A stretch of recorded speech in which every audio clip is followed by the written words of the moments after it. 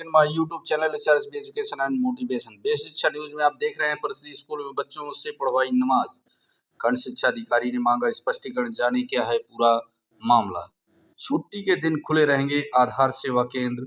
BEO निपुण स्कूलों की परखेंगे हकीकत। 10 दिनों में खंड शिक्षा अधिकारी भेजेंगे रिपोर्ट। यूपी समेत 8 राज्यों में तेजी से फैला कोरोना, तत्काल कदम उठाने के दिए गए निर्देश। जुड़े रहिए हमारे साथ बेस शिक्षा न्यूज पे।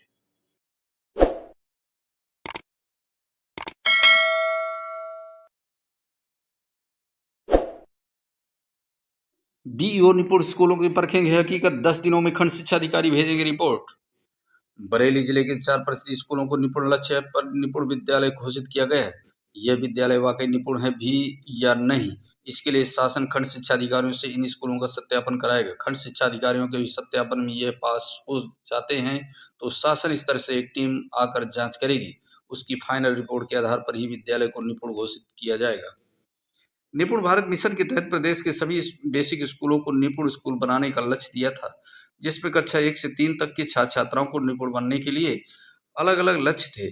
कक्षा 1 के बच्चों को जोड़ घटाने के सवाल हल करना, 2 अक्षरों के शब्द पढ़ना आना चाहिए। ऐसे ही कक्षा 2 और 3 के लक्ष्य अलग थे।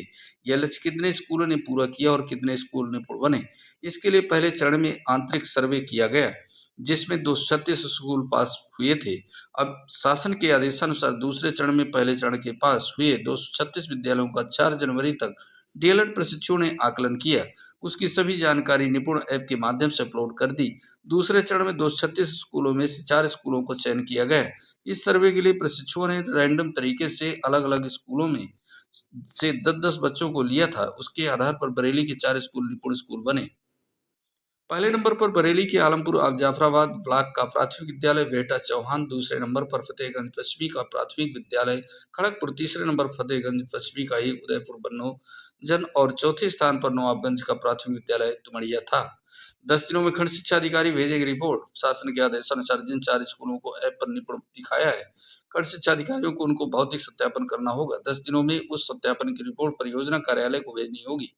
इसके बाद शासन स्तर से एक और टीम आकर सर्वे करेगी। उसके सर्वे में जितने स्कूल पास होंगे उन्हें जिले का निपुण विद्यालय घोषित किया जाएगा।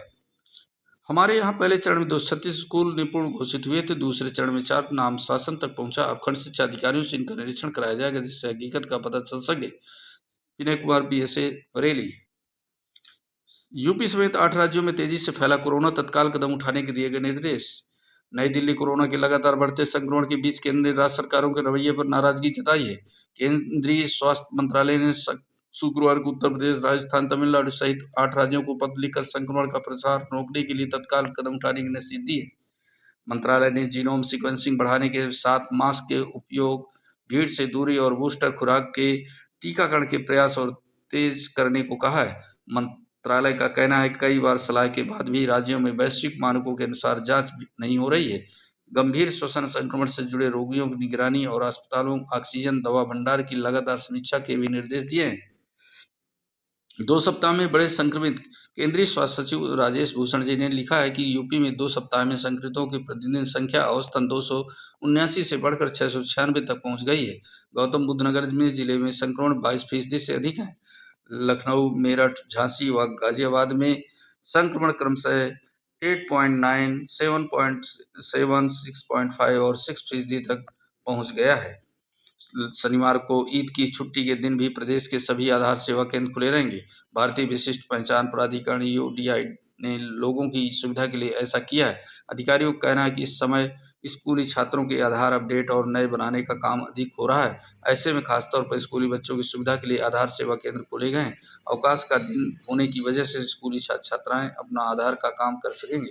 प्रदेश में संचालित 12 आधार सेवा केंद्रों विशेष व्यवस्था के रूप में 2-2 आधार नामांकन मशीनें भी बढ़ाई गई हैं। परिषद स्कूलों में बच्चों से पढ़वाई नमाज। बीईओ ने मांगा स्पष्टीकरण, जाने क्या है पूरा मामला। हरदोई जिले में भरावन विकासखंड के कंपोजिट विद्यालय कटका भटकपुर में छात्र छात्राओं को ईद के त्योहार पर नमाज अदा करने का वीडियो वायरल होने पर अभिभावकों ने नाराजगी जताई है। बीईओ ने संबंधित शिक्षक से स्पष्टीकरण मांगा। बता दें, क्षेत्र के कंपोजिट विद्यालय कटका भटकपुर में छात्र छात्राओं को नमाज अदा करने का वीडियो सोशल मीडिया पर वायरल हो गया। इसके बाद ग्रामीणों ने खासा नाराजगी व्यक्त की है। वीडियो ने स्कूल के बच्चे ईद का त्योहार मनाते हुए दिखाई दे रहे हैं। वहीं वीडियो वायरल होने पर ग्रामीण और अभिभावकों ने नाराजगी व्यक्त की और खंड शिक्षा अधिकारी से शिकायत दर्ज कराई। शिक्षिका ने वायरल वीडियो के विषय में लिखा कि जैसे होली और अन्य त्योहारों के बारे में बच्चों को बताया जाता है, शिक्षिका ने बच्चों को ईद के बारे में बताया, उसी तरह से ईद के बारे में बच्चों को बताया गया है। इंचार्ज अध्यापक अतुल श्रीवास्तव ने बताया कि विद्यालय की शिक्षिका रीना राणा ने क्लासरूम में बच्चों को टोपी, पायजामा, कुर्ता पहनाकर बच्चों को ईद के त्योहार के बारे में जानकारी दी थी। बीओ ने जारी किया नोटिस। बीओ राजकुमार द्विवेदी ने बताया कि इंचार्ज अध्यापक को नोटिस जारी करते हुए स्पष्टीकरण मांगा गया है। जैसे डॉक्टर विनीता ने बताया कि विद्यालय में हर त्योहार पर बच्चों को उससे जुड़ी जानकारी दी जाती है। उसी तरह ईद पर भी बच्चे अभिनय कर रहे थे। खंड शिक्षा अधिकारी को जांच करने के निर्देश दिए गए हैं।